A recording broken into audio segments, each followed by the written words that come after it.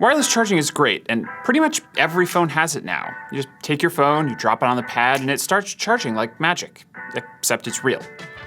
But if you're actually looking to buy a charger for the first time, it can be a little intimidating. There's a whole bunch of specs you need to think about, stuff like wattage and how many coils it has, what charging speed looks like, what the form factor is, and it can just be really confusing to just go to the store and buy one, or go on Amazon and buy one. If you're looking to cut the cord for the first time, and again, you should, it's great, here's a couple things that you're going to want to think about when you're buying a charger.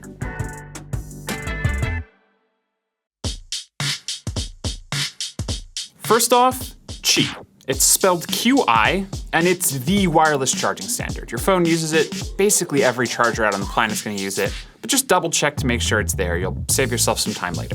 The most important spec for buying a wireless charger, though, is how much power can it push.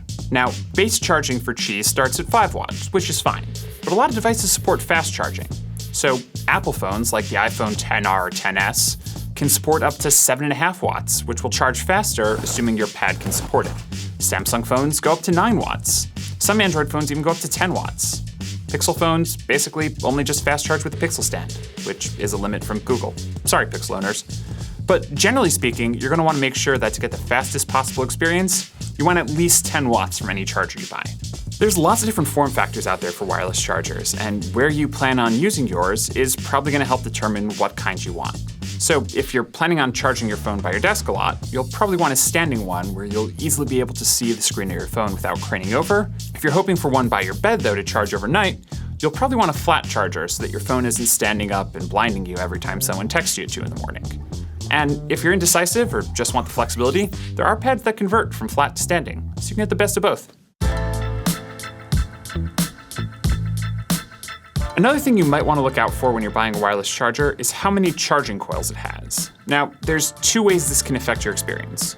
The first is for chargers that are still only meant to charge one device, but still have multiple coils. The advantage here is that having multiple coils will make it easier to find that sweet spot where it lines up and actually charges. On the other hand, there are also devices like Samsung's dual charger that have multiple separate coils, so you can charge multiple devices at once. So if you have 2 phones or a phone and a smartwatch that you want to charge at the same time, that might be a good option for you.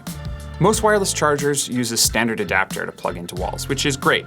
Most of them use micro USB, or some newer ones even USB-C, which is really useful because those are standard cables, which means that you can easily swap them out if you need a longer one or you break yours.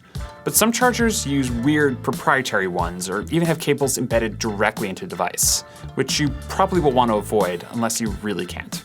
In that same vein, you're also going to want to look at what kind of wall brick comes with your charger, if it comes with one at all. A lot of companies don't include a brick in the box, which can be frustrating because if you only have a 5-watt brick for your 10-watt wireless charger, it won't matter that your charger can fast charge your phone because it won't have the power supply to do that.